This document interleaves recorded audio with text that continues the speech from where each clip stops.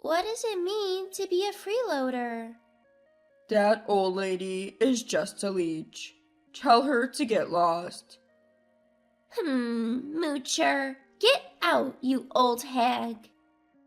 I never wanted to know that words of disrespect could sting so much, especially coming from a child's mouth. This happened a few years ago. My husband passed away in his early 30s.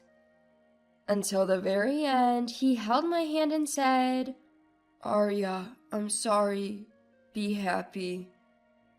It's not like I was able to be as happy as my husband had hoped. But happiness didn't come easily, mainly because living with my mother was a challenge. Around the time my husband died, my father also passed away suddenly. My mother, who lives in a remote area where a car is essential, doesn't have a driver's license. Concerned, I chose to move in with her, even though it meant a longer commute to work. That decision was a mistake. At first, my mother said, "Let's cooperate and live together." But soon she started living sloppily, treating the sofa like her nest. She didn't help with chores despite our initial agreement. I tried talking to her about it, but she'd say, "You're the worst daughter, making an old woman work. You're already a disgrace for coming back home." I was deeply hurt and couldn't sleep that night. The next morning I said, "Mom, if you dislike me that much, I can leave."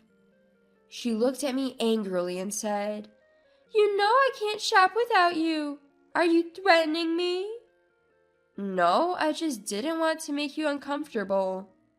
"Then just do the housework and be a useful daughter." Grumbling, she ate the breakfast I made. I honestly didn't know what she wanted. My spirit was gradually worn down by her constant complaints. My physical health was deteriorating due to the long commute and handling all the housework. I had reached my limit with the long commute and taking on all the household chores. When I got home from work, I did all the housework that my mother didn't do, and then collapsed into bed. In a life where I was unable to do anything I liked, my mother complained about me almost every day. Just when I thought that days like this would continue forever, one day a major incident occurred. My brother's family showed up at our home. "What brings you here all of a sudden?" My brother Louis, his wife, and their son never visited because they found the countryside boring. As I was puzzled, my sister-in-law Alvina tilted her head. "Didn't Mom tell you?" Before I could respond, my mother rushed in and warmly greeted them. My mother congratulates my brother's family on how well they came.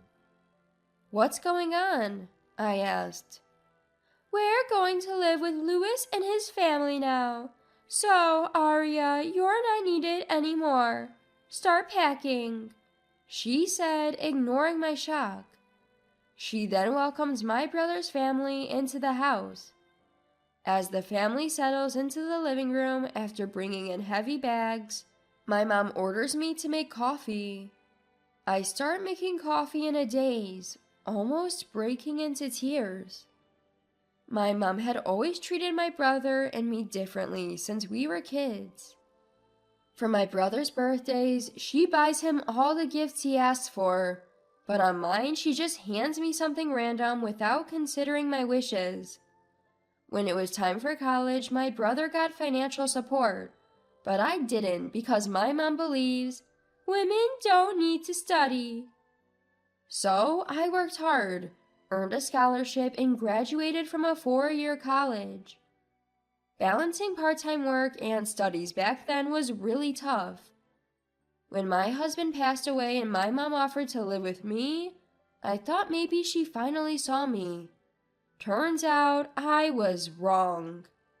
I make enough coffee for everyone and decide to retreat to my room. Since my mom doesn't want me around, I need to start looking for a new place to live ASAP. As I'm about to leave the living room, I suddenly stumble forward, feeling a jolt in my back. I was lost in sadness, but when I turned around, it's Delano, my brother's son who had kicked me. "Stop it, that hurts. You can't kick people," I warn him. Hearing my voice, Alvina, his mom, surprisingly tells me, "Arya, please stop it." Delano, grinning, says, I took down the old lady. Alvina smiles and says, "Yes, you did." Confused, I show them my bruised knee. Isn't it basic to teach kids not to kick people? I'm actually hurt. Why shouldn't I correct Delano? We practice no scold parenting. We let our child grow freely, doing what he wants. So please don't scold Delano. Alvina says, visibly annoyed. She takes Delano and leaves, saying, "No point talking to someone like this. Let's go play in the living room." I was furious, but it was clear that my mom, brother, and Alvina would side against me. Picking a fight I can't win won't help, so I head to the kitchen to calm down. When I'm about to break, I turn to sweets for comfort. I thought I had some cream puffs in the kitchen, but as I get there, my brother is already opening the fridge, exclaiming, "Oh, cream puffs! Delano, you want a cream puff?" He calls out to the living room, and Delano comes running to take one. I snap at my brother. "Hey, that cream puff was mine. Why are you giving away stuff from someone else's house to your kid?" "Oh, that was yours? Well, the cream puff is happier being eaten by a cute kid. Getting mad at a child, you're losing it."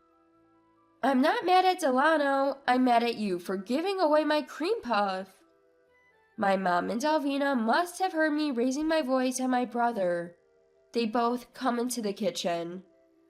"Arya, enough is enough. Stop picking fights with your brother. Don't you have better things to do?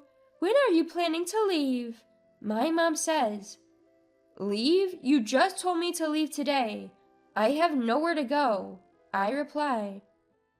"Oh, poor thing. How about we let Arya stay until she finds a new place, mother-in-law?" Alvina suggests, feigning pity. My mom reluctantly agrees, saying, "Alvina, you're so kind." I'm frustrated, but no arguing won't help. Still, I can't help but voice my discontent. "What do you mean, support me? I pay for half the living expenses in this house. Why am I being treated like this?" "You're still being supported by your parents, right? Isn't the money coming from Dad's inheritance?" The truth is, I pay for the household expenses from my own salary.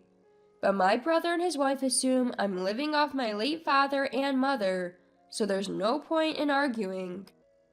Delano, having finished his cream puff, appears and asks, "What does support mean?" My brother points at me with a smug smile. "It means that lady over there. She's a loser who needs to be supported. Tell her to leave." "Huh, freeloader. Get out, old lady." I never knew how much it could hurt to be insulted by a child. My sadness turns into boiling rage. I start to feel that I can't forgive my mother, brother, and his family. Fine, I'll leave as soon as I find a new place. But I'm taking everything I brought with me. That's okay, right, big brother? "Sure, go ahead," he says, mocking me. My anger peaks. I vow never to forgive them. I make plans and decide to move out as soon as possible.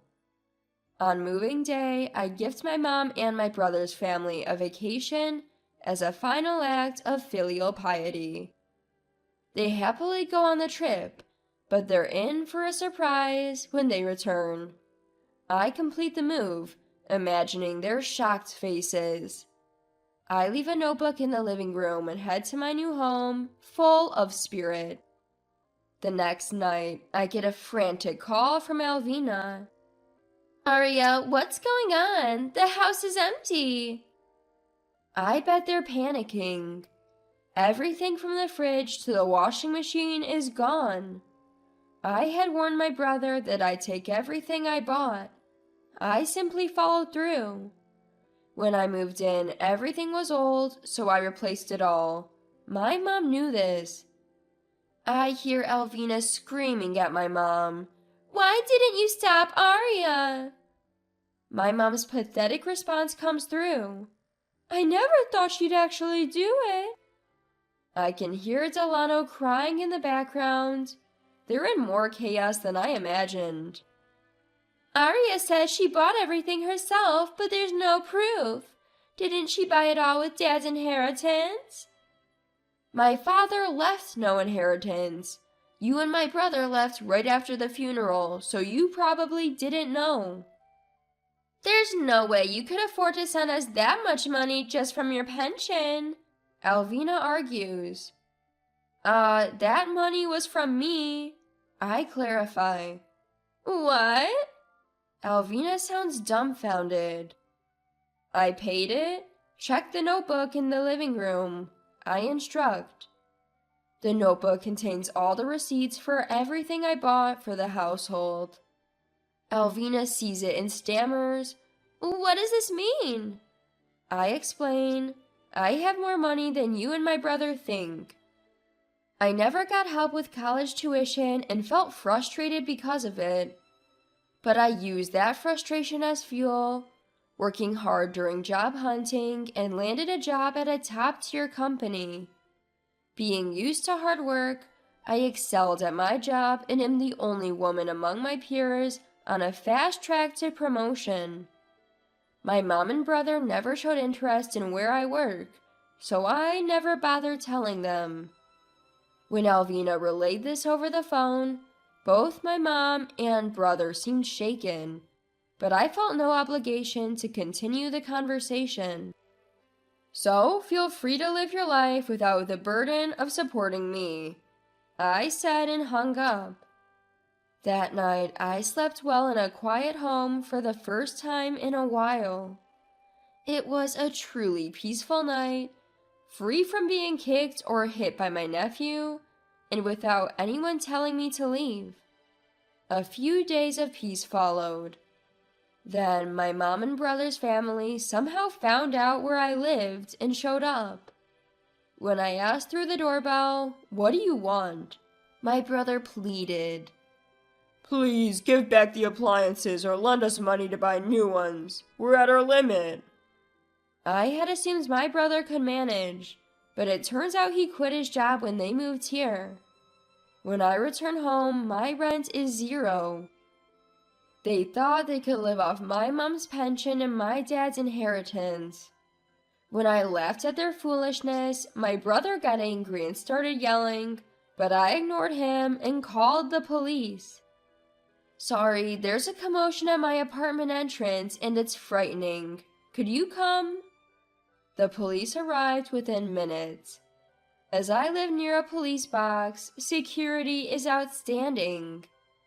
I had anticipated my family would follow me, so I deliberately told friends where I was moving. I chose an apartment close to a police station.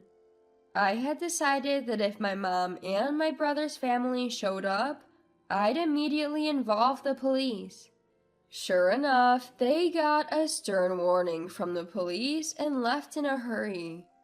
After the police got involved, I knew my mom and brother's family would never bother me again. I blocked their phone numbers and mail accounts, successfully cutting ties with them. I later heard about my mom and brother's family from local friends. My brother, it seems, is working part-time at a grocery store 90 minutes away by car from our hometown. He's so incompetent that he gets yelled at every day. But in that rural area, there's nowhere else to work. He's clinging to his job, constantly getting scolded by a younger manager. My nephew Delano started kindergarten, but is struggling to make friends. Thanks to Alvina's lax parenting, Delano has become so spoiled that he's hitting his friends, just like he used to do to me. Word got around among the moms, and now Alvina and Delano are isolated because nothing good comes from being involved with that kid. Delano is acting out his stress at home, causing daily chaos. Their already old house is getting destroyed in various places because of his tantrums. Furthermore, Delano seems to have developed a mistrust of people. He can't even step out of the house and has stopped going to kindergarten. Alvina keeps saying, "How did it come to this?" and spends her days crying. As for me, I'm still enjoying living alone. The desire for my mother's approval disappeared when I cut ties, and now I'm relishing the freedom I finally gained, living a comfortable life while working. Living alone can be lonely at times, but so far, I haven't met anyone I like more than my late husband. I hope that someday I'll meet someone I can love as much as him, and when that time comes, I'll start a new chapter in my life.